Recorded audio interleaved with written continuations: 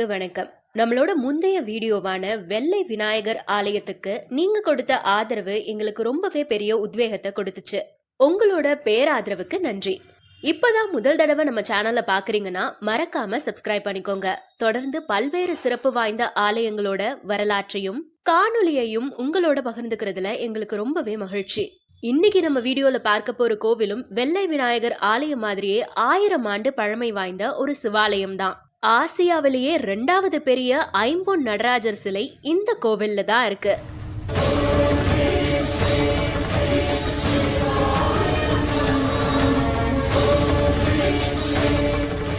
இந்த கோவில்ல உள்ள வைத்தியநாதர் தீராத பல நோய்களையும் தீர்த்து பல அற்புதங்களை நிகழ்த்துறதா மக்கள் ரொம்பவே நம்புறாங்க.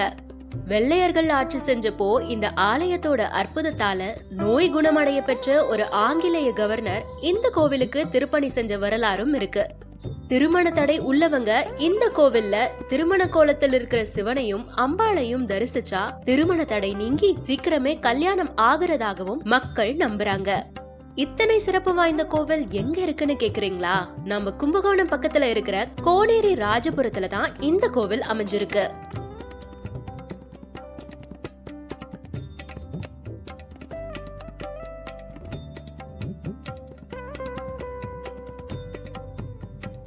கும்பகோணத்துல இருந்து காரைக்கால் போற வழியில இருக்கிற ஊர் தான் எஸ் புதூர். இங்க இருந்து 2 கிலோமீட்டர் தொலைவுல அமைஞ்சிருக்கிற ஒரு அழகான கிராமம் தான் இந்த கோனேரி ராஜபுரம். இந்த செழிப்பான கிராமத்தோட மைய பகுதியில தான் இந்த உமாமகேஸ்வரனார் ஆலயம் அமைஞ்சிருக்கு. கண்டராதித்த சோழனோட மனைவி செம்பியன் மாதேவி இந்த கோவிலுக்கு பல்வேறு திருப்பணிகள் செஞ்சு கோவில பிரசித்தி அடைய செஞ்சிருக்காங்க. ராஜகோபுரம் கூட இல்லாம பாக்குறதுக்கு ரொம்பவே எளிமையா இருக்கிற இந்த கோவிலுக்கா இவ்வளவு சிறப்புன்னு ரொம்ப ஆச்சரியமா இருந்துச்சு.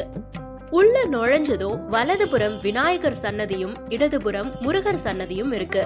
நுழைவு மண்டபத்தோட மையத்துல கொடிமரம், நந்தி, பலிபீடமும் இருக்கு. உள்ள நுழைஞ்சதும் எங்களை ஆச்சரியப்பட வச்ச முதல் விஷயம் இந்த மண்டபத்துல இருக்கிற ஓவியங்கள் தான். மண்டபத்தோட சுற்றுச்சுவர்களையும் மேற்சுவர்களையும் கோவிலோட வரலாற்றை படமா வரைஞ்சிருக்காங்க. இதுல ஆச்சரியப்பட என்ன இருக்குன்னு கேக்குறீங்களா? இந்த ஓவியங்கள் எல்லாமே 150 வருஷம் பழமையானதுங்க. பிரத்யோக மூலிகை வண்ணங்களால வரைஞ்சிருக்காங்க. ரொம்ப நேர்த்தியாவும் நுணுக்கமாகவும் வரைஞ்சிருக்காங்க. அவங்க பயன்படுத்திருக்கிற கலர் காம்பினேஷனே வித்தியாசமாவும் உயிரோட்டமாகவும் இருக்கு. எல்லாமே பார்த்துக்கிட்டே இருக்கலாங்கிற மாதிரி அவ்வளவு அழகான பெயிண்டிங்.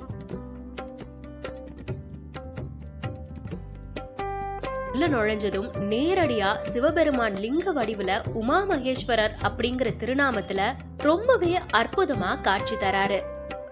சிவனை தரிசிச்சுட்டு அப்படியே இந்த கோவிலோட தல வரலாற்றையும் கேட்டோம். அகத்திய முனிவர் வைகுண்டத்துல நடந்த சிவன் பார்வதி திருமணத்தை பார்க்க முடியாம போயிடுச்சேன்னு ரொம்ப வருத்தப்பட்டு சிவனை பிரார்த்திக்கிறப்போ சிவனும் பார்வதியும் மனமிறங்கி அகத்தியருக்காக 3 சிவாலயங்கள்ல திருமண கோலத்துல காட்சி தராங்க. மாலை மாத்திய நிகழ்வு காட்சி கொடுத்த இடம்தான் திருமணஞ்சேரி. பந்தக்கால் நடுற காட்சி கொடுக்கிற ஸ்தலம் திருவள்ளி மேழை. விஷ்ணு பரமாத்மா அம்பால தாரை வார்த்து கொடுக்கிற அற்புத காட்சி கொடுக்கிற ஸ்தலம் தான் இந்த கோனேரி ராஜபுரம். இந்த 3 கோவில்களுமே திருமண தடை நீங்க பிரசித்தி பெற்ற ஆலயங்கள் தாங்க. இங்க இருக்கிற கல்யாண சுந்தரேஸ்வரருக்கு சிறப்பு பூஜை செய்றாங்க. திருமண தடைப்படுறவங்க இந்த பூஜையில கலந்துக்கிட்டா சீக்கிரமே திருமணம் நடைபெறும்னு மக்கள் அனுபவபூர்வமா சொல்றாங்க. உமா மகேஸ்வரருக்கு இடது பக்கத்துல இந்த கோவிலோட மிகப்பெரிய சிறப்பான நடராஜர் சன்னதி இருக்குதுங்க. சுமார் 8 அடி உயரத்துல ரொம்பவே பிரம்மாண்டமாகவும் அற்புதமாகவும் இருக்காரு இந்த நடராஜர். ஆசியாவிலேயே 2வது பெரிய சிலைன்னு இந்த சிலைய சொல்றாங்க. இதுல நம்ப முடியாத ஒரு ஆச்சரியம் என்னன்னா இது சுயம்புவா உருவான நடராஜர்னும் சொல்றாங்க. பாண்டியன்கிற மன்னரோட ஆட்சி காலத்துலதான் இந்த கோவில் கட்டப்பட்டதா சொல்றாங்க. அந்த மன்னர் ஒரு தீவிர சிவபக்தரா இருந்ததால ஒரு சிறப்புமிக்க ஆலயமா இந்த ஆலயம் இருக்கும்னு நினைச்சாரு. தேசத்திலேயே மிகப்பெரிய ஒரு சிற்பிய கூப்பிட்டு தன்னோட விருப்பத்தை சொல்லி மிகப்பெரிய நடராஜர் சிலையை செய்ய சொல்றாரு. அந்த சிற்பியும் ஒரு தீவிர சிவபக்தர். மறுபேதும் சொல்லாம கட்டளையை ஏத்துக்கிட்டாரு. பல மாதங்களா முயற்சி செய்யறாரு. ஆனா அவரால பிரம்மாண்டமான சிலைய வடிவமைக்க முடியல. 4 அடிக்கு மேல போனாலே சிலை சிதலம் அடைஞ்சு போயிடுது. எவ்வளவு முயற்சி பண்ணியும் அவரால சிலையை செய்ய முடியல. நாட்கள் ஓடிக்கிட்டே இருக்க பொறுமை இழந்த மன்னன், தீவிர சிவபக்தரான உங்களாலதான் இந்த சிலைய செய்ய முடியும்னு உங்ககிட்ட இந்த பொறுப்பை ஒப்படைச்சேன். ஆனா உங்க பதில்ல எனக்கு திருப்தி இல்ல. இதுக்கு மேலயும் என்னால பொறுமையா இருக்க முடியாது. நாளை சூரிய அஸ்தமனத்துக்குள்ள சிலை செதுக்கப்படலனா உங்க தலை துண்டிக்கப்படும்னு ராஜ தண்டனை விதிச்சிடுறாரு. சிற்பியோ என்ன சொல்றதுன்னு தெரியாம தன்னுடைய வார்ப்பு பட்டறையில ஐம்பன் குழம்ப காய்ச்சிட்டு இறைவன் கிட்ட புலம்பிட்டு இருக்காரு. அப்போ அங்க ஒரு வயதான அந்தனர் தம்பதி அவரோட வார்ப்பு பட்டறைக்கு வந்து, ஐயா, நாங்க ரொம்ப தூரத்துல இருந்து வரோம், குடிக்க தண்ணி கிடைக்குமா அப்படின்னு கேக்குறாங்க.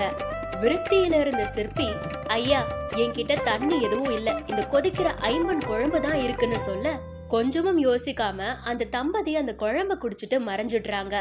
அரண்டு போன சிற்பி வந்தது சிவபெருமான் தான் உணர்ந்து உள்ள போய் பார்க்கும்போது பீடத்தின் மேல ரொம்பவே பிரம்மாண்டமாகவும் தத்ரூபமாகவும் நடராஜர் திருமேனில காட்சி தராரு. இப்படிதான் சுயம்பு நடராஜர் உருவான வரலாற்றை சொல்றாங்க. இத நம்பும் விதமா இந்த சிலையில சாதாரண மனிதனுக்கு இருக்கிற மாதிரியே தழும்புகள், மச்சம், நரம்புகள், விரல் ரேகைன்னு இருக்கு. ஒரு பக்கம் நம்ப முடியலனாலும் எப்படி ஒரு சிற்பத்துல இவ்வளவு துல்லியமா விரல் ரேகை வரைக்கும் தத்ரூபமா செதுக்க முடியுங்கிற கேள்வியும் நமக்குள்ள கேட்கதான் செய்யுது. அவ்வளவு அழகான பிரம்மாண்டமான நடராஜர் சிலைய பார்க்கிறப்போ ஆராய்ச்சி பண்ண தோணலங்க. அதோட அழகுல மெய் மறந்து தரிசிக்க மட்டும்தான் தோணுச்சு.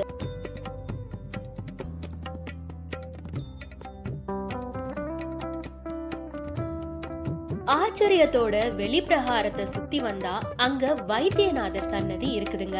இந்த கோவிலோட மற்றும் ஒரு சிறப்பம்சம் இந்த வைத்தியநாதர் தீராத பல நோய்களை தீர்த்து பல அற்புதங்களை நிகழ்த்தி இருக்காரு.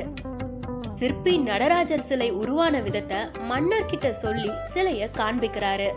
மன்னரோ சிலையோட கலைநயத்தை கண்டு, இவ்வளவு உயிரோட்டமான சிலைய வடிக்க தெரிஞ்சும் ஏன் காலம் தாழ்த்தினீங்கன்னு கேட்க, சிற்பி இது நானா செய்யல, தானா உருவான சிலைன்னு சொல்றாரு. இத கேட்ட மன்னருக்கு நம்பிக்கை இல்ல. தலைய வெட்டிடுவேன்னு சொன்னதும் உயிர் பயத்துலதான் சிற்பி செதுக்கினதா நினைச்சு சிற்பி கிட்ட வாதிட்டாரு. சிற்பியோ ஆணித்தரமா சொல்ல நம்பிக்கை இல்லாத மன்னன் சிலைய சோதிச்சு பாக்குறேன்னு சொல்லி தன்னோட வாளால சிலையோட பாதத்துல கீறல் உண்டாக்க சிலையில இருந்து ரத்தம் வெளியாகி பீரிட்டு மன்னர் மேல தெரிக்குது. நடராஜர் கோவத்தினால மன்னன் மேல ரத்தம் தெளிச்சதும் அவருக்கு தொழுநோய் ஏற்படுது. ஆச்சரியமும் அதிர்ச்சியும் அடைஞ்ச மன்னன் தான் செஞ்ச தப்புக்கு மன்னிப்பு வேண்டி இறைவனை மனமுருகி பிரார்த்திக்க, கோபம் தணிஞ்ச சிவபெருமான் வைத்தியநாதராக இந்த ஸ்தலத்துல தோன்றி மன்னரோட தொழுநோயை குணப்படுத்துறாரு. இந்த மாதிரி தீராத நோயால பாதிக்கப்பட்டவங்க இங்க இருக்கிற வைத்தியநாதரை மனமுருகி வேண்டி 48 நாள் இங்க கொடுக்கிற பிரசாதத்தை சாப்பிட்டு வர நோய்கள் தீரும்னு இங்க இருக்கிற மக்கள் ஆணித்தரமா நம்புறாங்க.